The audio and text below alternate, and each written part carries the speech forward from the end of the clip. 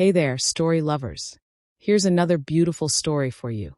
If you're hooked on stories that keep your heart racing, the kind packed with twists, tension, and just enough romance to make things interesting, you're in the right spot. Hit that like button real quick. It keeps these edge-of-your-seat stories coming. Quick question. Where are you watching from? Drop your location in the comments. I love seeing story lovers from all corners of the world.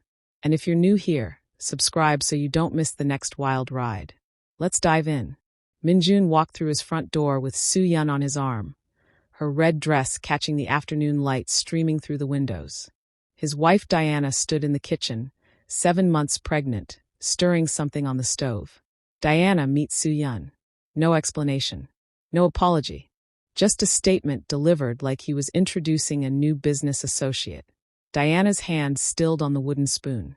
She turned slowly, her dark eyes taking in the glamorous woman clinging to her husband's bicep.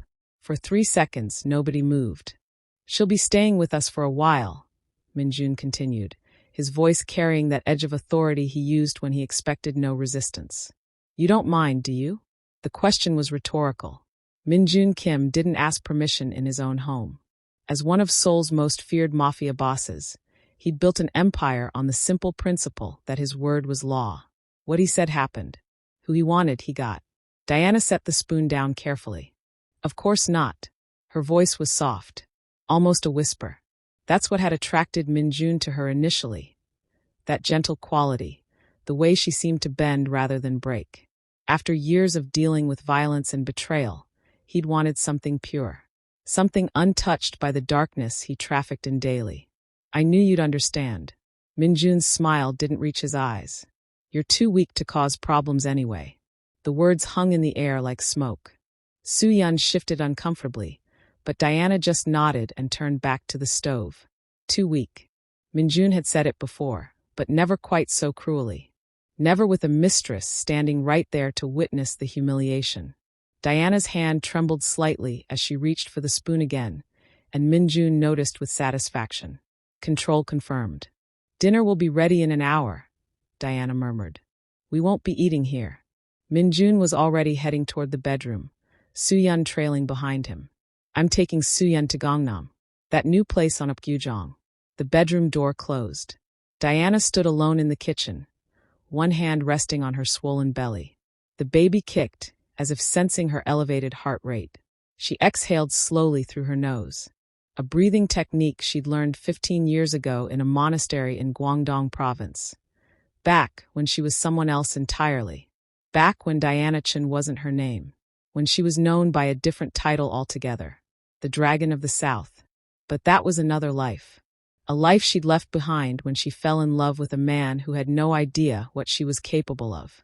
Minjun knew she was Chinese, knew she'd moved to Korea 8 years ago, knew she worked as a translator before they met. Everything else about her past was carefully, meticulously buried. He didn't know about the underground fighting rings in Hong Kong. The gang war she'd ended single-handedly at age 19. The reason why certain triad bosses still whispered her name with a mixture of reverence and terror. Diana had walked away from that world. She'd wanted peace, a normal life, maybe even happiness, though she'd learned not to expect too much of that particular emotion. When she met Minjun at a diplomatic function, she'd seen through his legitimate business facade immediately, recognized the violence behind his eyes because she'd lived in that same darkness. But she'd also seen something else, a loneliness that mirrored her own, a hunger for something real in a world built on lies. She'd thought they could save each other. Clearly, she'd been wrong. Diana moved through the kitchen methodically, putting away the food she'd been preparing. Her movements were precise, economical. Nothing wasted. Years of training had made efficiency second nature. The baby kicked again. A son, the ultrasound had revealed. Minjun had been pleased about that. An heir to his empire. Someone to mold in his image. That thought alone made Diana's jaw tighten. In the bedroom, she could hear Minjun's voice, low and intimate as he spoke to Soo-yeon. Laughter filtered through the door. Diana closed her eyes briefly, centering herself, finding that calm place at her core where emotion couldn't reach. She'd gotten too soft. That was the problem. 3 years of playing the role of dutiful wife had dulled her edges, made her forget what she'd been, what she'd had to become to survive. But the muscle memory was still there, buried but not dead, like coals under ash, just waiting for oxygen. Diana walked to the window, looking out over Seoul's sprawling skyline. Somewhere in this city, Minjun's enemies were plotting. She knew how it worked, the constant chess game of power and territory, alliances and betrayals. Minjun thought he was invincible, but she'd seen enough arrogant men fall to know better. The smart move would be to leave, take her baby and disappear before the inevitable happened. She had resources Minjun didn't know about, identities already prepared, money hidden in accounts he couldn't trace. She could be gone by tomorrow, but leaving had never really been her style. Behind her, the bedroom door opened. Soo-yeon emerged first, her red dress slightly rumpled. Minjun followed, adjusting his tie. He didn't look at Diana as they headed for the front door. "Don't wait up," he said over his shoulder. The door closed. Their footsteps faded down the hallway. Diana stood perfectly still for a long moment. Then she moved to the closet in the guest bedroom, the one Minjun never bothered opening. Behind winter coats and storage boxes, there was a false panel. She pressed it, and the panel swung open. Inside was a locked case. Diana's fingers moved over the combination lock with practiced ease. The case opened. She looked down at its contents. Identification papers from 5 different countries, currency in various denominations, a burner phone, and wrapped in silk cloth, 2 butterfly swords. The blades caught the fading sunlight, gleaming like they'd been forged yesterday instead of passed down through 3 generations of her family. Diana's hand hovered over one of the hilts. Then she closed the case and the panel, leaving everything untouched. Not yet, but soon. 3 days passed. Minjun didn't come home the first night, or the second. Diana moved through the penthouse like a ghost, maintaining routines that no longer meant anything. She organized the nursery, folding tiny clothes with mechanical precision, prepared meals that nobody ate, slept alone in a bed that still smelled faintly of her husband's cologne. On the 3rd evening, Minjun returned. Soo-yeon wasn't with him. He looked exhausted. Lines creased his forehead that hadn't been there a week ago. When he dropped his keys on the counter, his hand shook slightly. "You're home," Diana said from the kitchen doorway. Minjun looked up, seeming surprised to find her there, as if he'd forgotten she existed. "Business has been complicated." That was his way of saying dangerous. Diana recognized the signs, the tension in his shoulders, the way his eyes kept flicking to the windows, the gun bulge under his jacket that he usually concealed better. "Are you hungry?" "Not really." He poured himself a drink. Whiskey neat, downed it in one swallow and poured another. Diana watched him in silence. This was a man on edge. Whatever was happening in his world, it was bad enough to crack his usual composure. "Where's Soo-yeon?" she asked. "Safe house in Itaewon." Minjun drank again, slower this time. "The Yakuza are pushing into our territory. They've already hit 2 of my warehouses." The Yakuza. That explained the fear. Minjun had always been careful to avoid conflict with the Japanese syndicates. They were too powerful, too well-connected. If they were moving against him directly, someone had given them permission. "How bad?" Diana kept her voice neutral. "Bad enough that I'm considering sending you to Busan until things settle." Minjun finally looked at her directly. "You and the baby should be somewhere safe." Something cold slithered down Diana's spine. Not fear, calculation. Minjun only showed concern when he was genuinely worried, which meant the threat was imminent. "When?" she asked. "Tomorrow morning. I've already made arrangements." The lights went out. Total darkness swallowed the penthouse. Diana's body reacted before her mind processed what was happening. Shifting her weight, lowering her center of gravity, hands moving into a defensive position she'd trained for 10,000 hours. "Power outage," Minjun muttered, but his voice carried uncertainty. Diana's eyes adjusted quickly. She could see his silhouette moving toward the window. Outside, the neighboring buildings still blazed with light. Only their building was dark. That wasn't an outage. "Minjun." Her voice was sharp. "Get away from the window." He turned, probably to ask how she dared give him orders. The window exploded inward. Glass shattered in a crystalline spray. Minjun dove sideways as bullets punched through the space where he'd been standing. The distinctive crack of suppressed gunfire filled the air. Diana was already moving.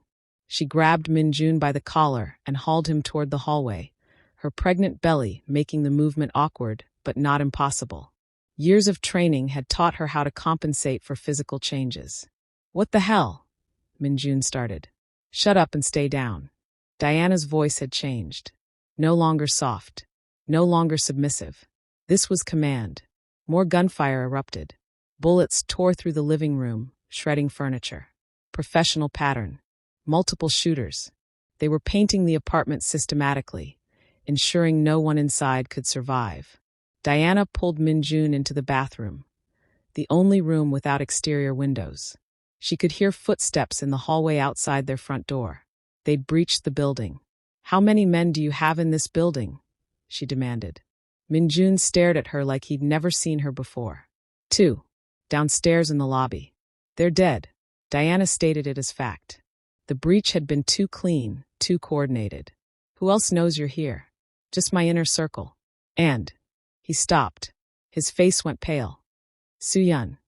Diana processed that information in a fraction of a second. Either Suyun had betrayed him, or she'd been compromised. Either way, the attackers knew exactly where to find Minjun. The front door exploded inward. She heard it from the bathroom, the distinctive thump of a breaching charge. "Stay here," Diana said. "Diana, what are you?" She was already moving. Out of the bathroom, down the hallway, her body falling into patterns older than her marriage. Older than her life in Korea. For men entered through the ruined doorway. Professional. Black tactical gear. Faces covered. Weapons raised.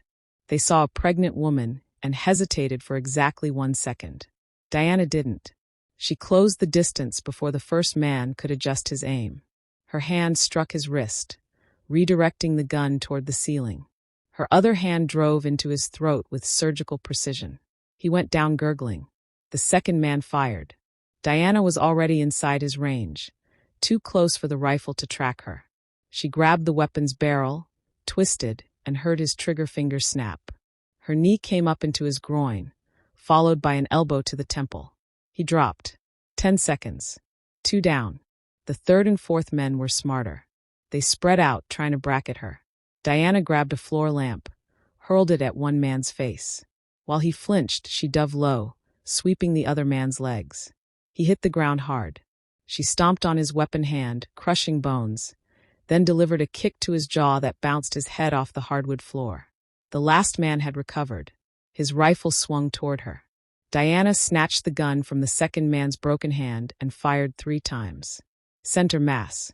The attacker's vest stopped 2 rounds, but the third caught him in the throat. He collapsed. Silence rushed back in, broken only by Diana's controlled breathing and the ringing in her ears from the gunfire. She stood in the ruins of her living room, surrounded by 4 incapacitated men, a gun steady in her hand. Behind her, Minjun emerged from the bathroom. He stared at the scene, at the bodies, at his pregnant wife holding a weapon like she'd been born with it. "Diana." His voice cracked on her name. "What? Who are you?" Diana didn't answer. She was already moving to the door, checking the hallway with practiced efficiency. Clear for now, but more would come. They always did. "We need to leave." She grabbed Minjun's arm, but he jerked away. "Don't touch me." His eyes were wild. "Who the fuck are you?" "Your wife." Diana's voice remained calm. "We can discuss my resume later. Right now, we need to move before the second wave arrives." "Second wave?" Minjun looked at the 4 men on the floor. "How do you?" "Because I've planned operations like this." Diana checked the magazine in her stolen gun. 17 rounds left. Not enough. She moved to the nearest attacker, efficiently stripping him of ammunition and a backup pistol. They send the breach team first. When that team doesn't report back, they send cleanup. We have maybe 3 minutes. Minjun watched her move. Every gesture was precise, professional. This wasn't panic or adrenaline. This was training. Deep training. The kind that took years to develop. You knew how to fight. It wasn't a question. This whole time. Yes. Diana pocketed the extra magazines. "Why didn't you tell me?" She finally looked at him directly. Because you wanted a weak wife. I gave you what you wanted. The words hit him like a physical blow. Minjun opened his mouth, closed it. For once in his life, he had nothing to say. Diana's phone buzzed. She glanced at the screen and her expression darkened. We're out of time. There's a team entering the stairwell. How do you know that? I have the building's security feed on my phone. Had it since we moved in. She moved to the window, looking down at the street below. 23 floors up. We can't go down. They'll have the exits covered. Then we're trapped. No. We go up. Diana was already heading for the door. Minjun grabbed her shoulder. Wait. Just wait a second. His hand trembled against her. I need to understand. Are you working for someone? Is this a setup? Diana met his eyes. Behind the fear, she could see something else. Betrayal. The man who trusted no one had trusted her. And now he was realizing that trust might have been misplaced. I'm not working for anyone, she said quietly. I retired from that life before we met. Everything between us was real. Retired from what? Footsteps echoed in the stairwell. Getting closer. Later, Diana pulled open the door to their apartment. Move. They ran down the hallway to the emergency stairwell. Diana led them up instead of down. Minjun followed, his mind clearly racing. Every assumption he'd built about his life was crumbling. 2 flights up, Diana stopped at a door marked Roof Access, authorized personnel only. She kicked it open with a precision strike to the lock mechanism. Since when can you kick down doors? Minjun panted. Since I was 17. Diana scanned the rooftop. Empty. For now.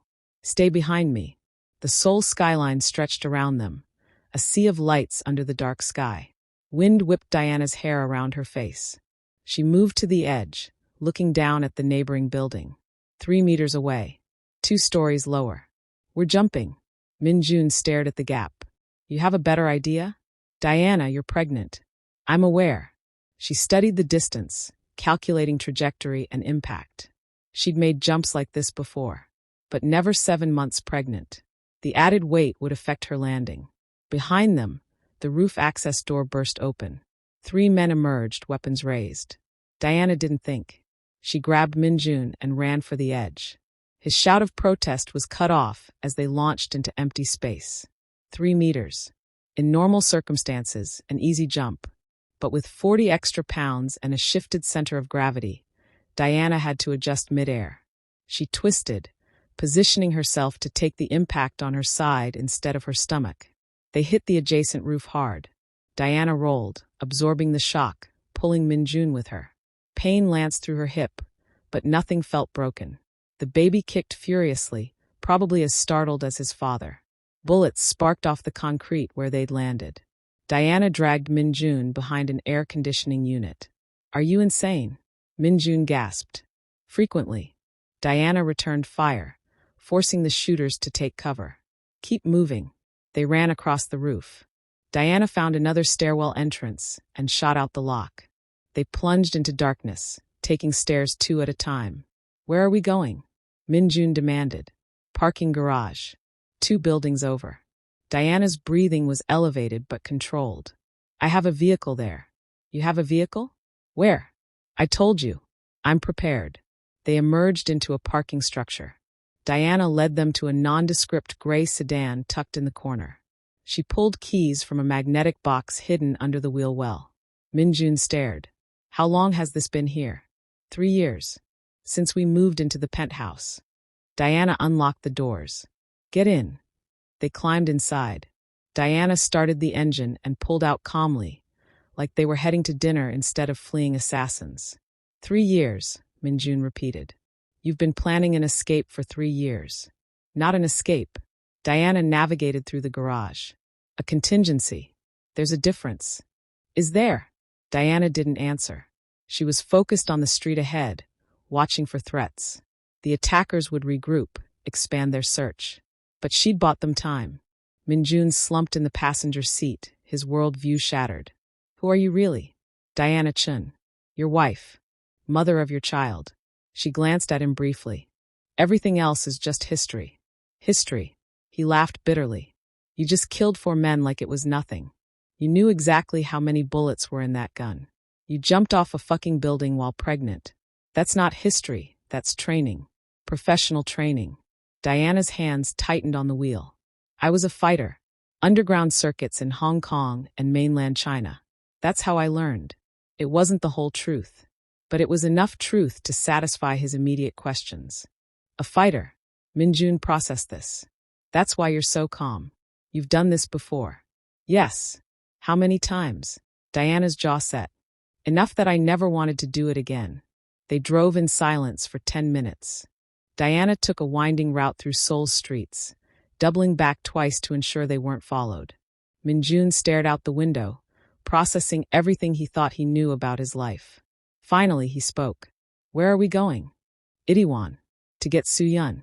Minjun's head snapped toward her. Are you serious? She might be the one who set this up. She didn't. Diana's voice carried certainty. How do you know? Because if she wanted you dead, you'd already be dead. Diana turned down a side street. The Yakuza don't need elaborate raids to kill one man. This was designed to look like a gang hit, but it wasn't. The timing, the precision. Someone wanted it to appear like your enemies finally caught up with you. Minjun frowned.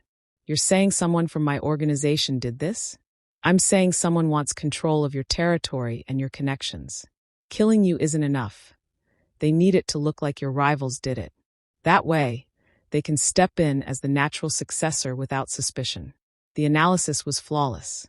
Years of navigating underground politics had taught Diana to read power plays.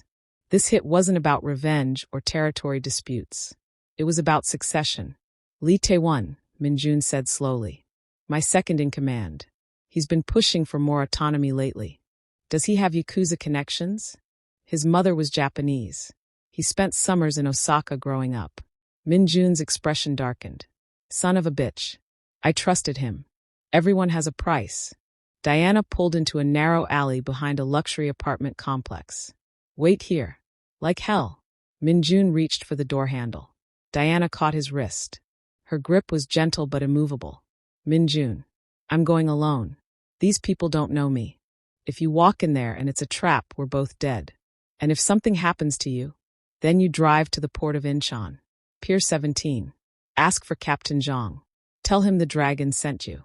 He'll get you out of Korea. Diana released his wrist. But nothing's going to happen to me. Before he could argue, she was out of the car and moving toward the building's service entrance. Minjun watched his pregnant wife pick the lock in under 15 seconds and disappear inside. He sat in the dark car, feeling utterly useless. His whole life, he'd been the dangerous one, the man people feared. Now he was being protected by a woman he'd called weak 3 days ago. The irony would have been funny if it wasn't so humiliating. Diana moved through the apartment building like smoke. Silent. Invisible. She knew Soo-yeon was on the 4th floor, apartment 412. Minjun's safe houses were all logged in his phone, which he'd left on the bathroom counter during the attack. Careless. But men like Minjun didn't think they needed to be careful. They thought power made them invincible. 4th floor. Diana approached apartment 412, listening at the door. Voices inside. At least 3 people.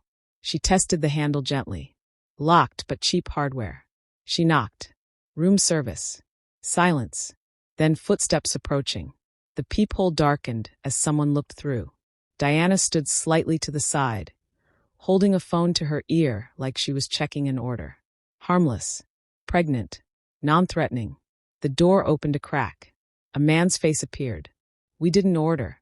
Diana's palm strike shattered his nose. She drove through the door, using his falling body as a battering ram. The door flew open, and she was inside before the second man could react. He reached for a gun. Diana was faster. She grabbed his wrist, twisted, and drove her knee into his liver. He went down gasping. The third person was Soo-yeon. She sat on the couch, hands bound behind her back, a gag in her mouth. Her eyes went wide when she saw Diana. Diana checked the rest of the apartment quickly. Clear. She returned to Soo-yeon and removed the gag. Diana. Soo-yeon's voice was hoarse. What are you doing here? Saving your life, apparently. Diana worked on the ropes binding her wrists. Who are these men? I don't know. They grabbed me yesterday. Kept asking me about Minjun's schedule. Suyun rubbed her wrists as the ropes fell away. I didn't tell them anything. Diana studied her. The fear in Suyun's eyes looked genuine, but Diana had learned long ago that appearances meant nothing. What's your real name? Suyun froze. What? Your real name, your agency, and why you were assigned to Minjun.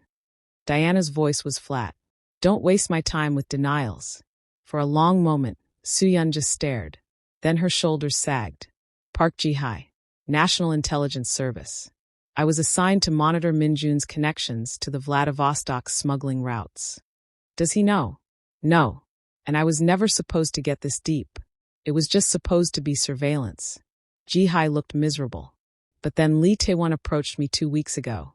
Said he knew who I was. Threatened to expose me unless I helped him. Helped him how?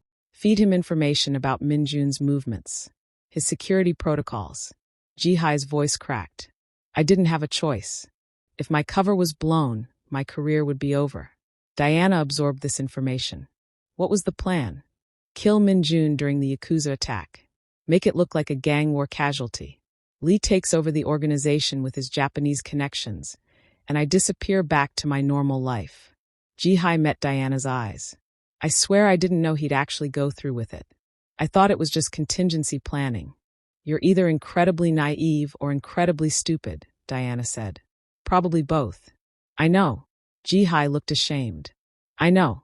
But when those men grabbed me yesterday, I realized Lee was cleaning up loose ends. I'm a witness who can connect him to the hit. Diana's phone buzzed.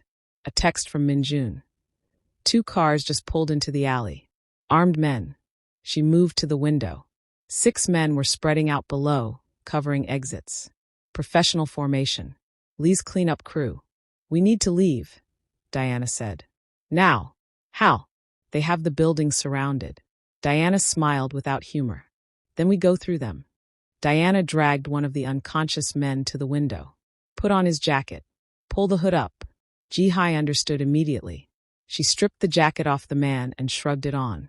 With the hood concealing her face, she could pass as one of Lee's men from a distance. When we get downstairs, you walk out first. Move like you're on patrol. I'll be right behind you. Diana checked her gun. Don't look back. Don't hesitate. Just walk to the gray sedan in the alley and get in the back seat. What about you? I'll be fine. Diana moved to the door. Ready? Ji-hai nodded, pulling the hood lower over her face. They descended the stairwell. Diana could hear voices echoing from below. The strike team coordinating their sweep. She counted 3 distinct voices, which meant 3 more were outside. 2nd floor. A man stood guard at the landing. He looked up as Ji-hai appeared, saw the jacket, and started to nod acknowledgement. Then he noticed Diana behind her. Pregnant. Wrong. His hand went to his radio. Diana closed the distance in 2 steps. Her hand clamped over his mouth while her other arm wrapped around his throat. A perfect rear naked choke. He struggled for 5 seconds before going limp. She lowered him quietly to the ground. Keep moving, she whispered to Ji-hai. Ground floor. Through the service entrance door, Diana could see the alley. 2 men stood between them and the car. Minjun was visible behind the wheel, tension evident in his posture. Walk, Diana murmured. Ji-hai pushed through the door. The 2 men glanced at her, registered the jacket, and returned their attention to watching the street. Diana followed 3 steps behind, one hand in her jacket pocket, fingers wrapped around the pistol. They were halfway to the car when one of the men frowned. Hey, who's the pregnant? Diana shot him through her pocket. The suppressed round made a muffled cough. He dropped. The 2nd man spun toward her, reaching for his weapon. Diana's 2nd shot caught him in the chest. He staggered back against the wall and slid down. Go! Diana shoved Ji-hai toward the car. Ji-hai ran. Diana backed toward the vehicle. Gun trained on the building entrance. Shouts erupted inside. They'd heard the shots.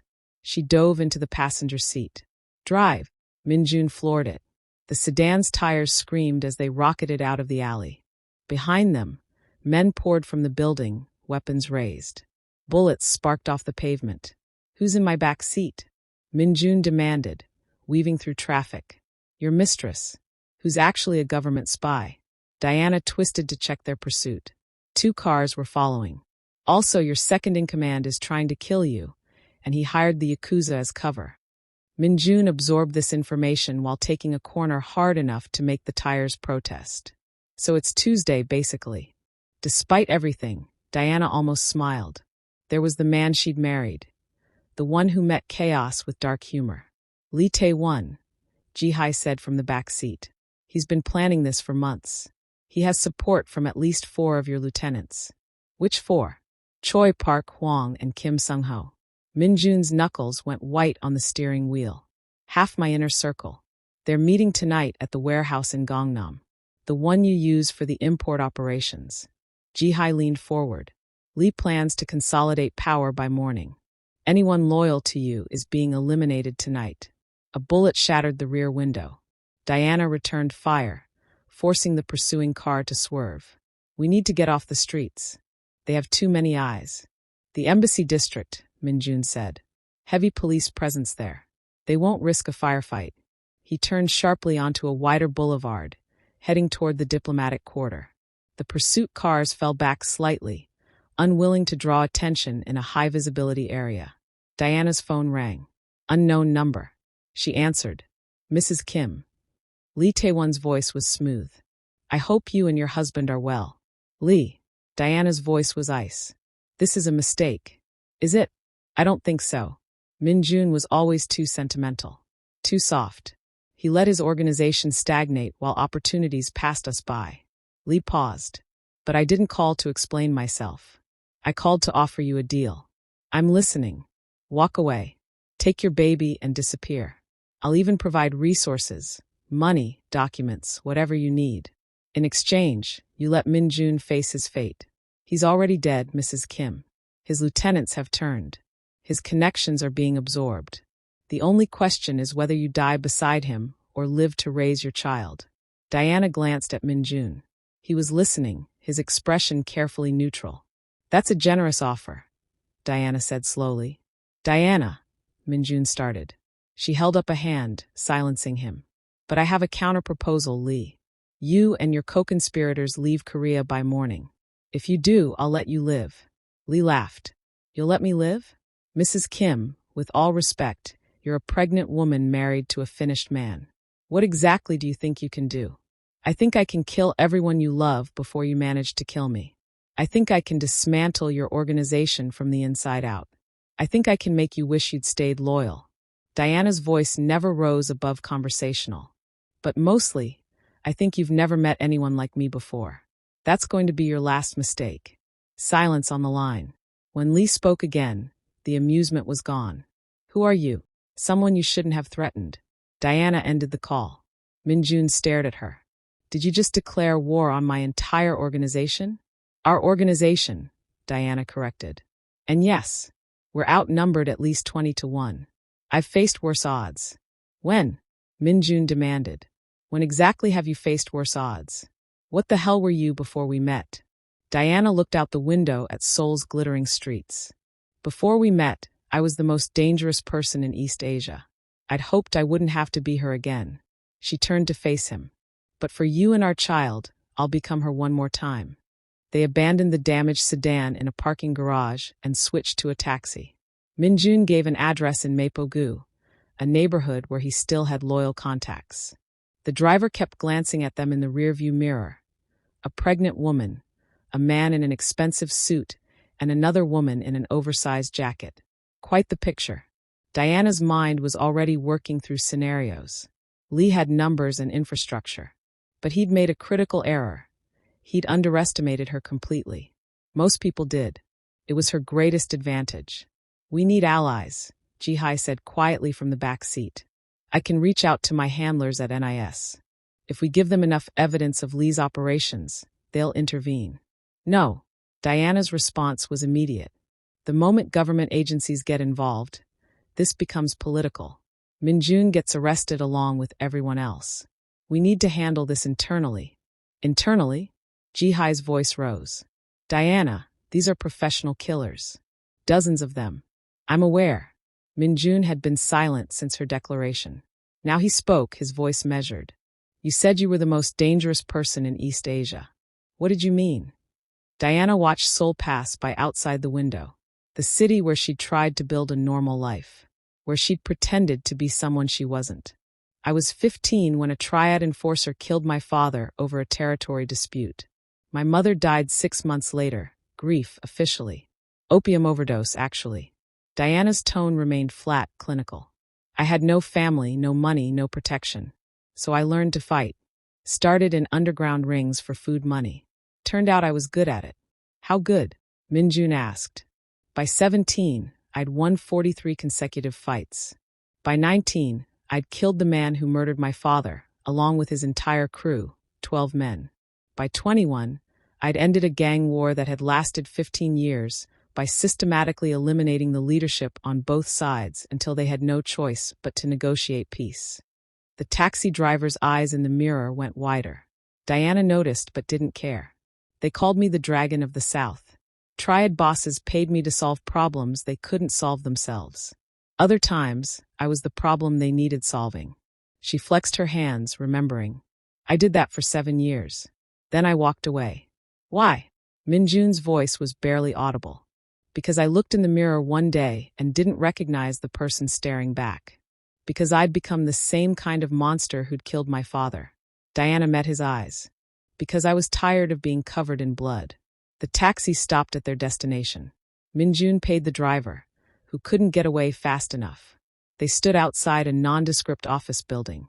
According to Minjun, the 3rd floor housed a legitimate import-export business that served as a front for one of his oldest associates, a man named Park Dong-min who'd worked with Minjun's father.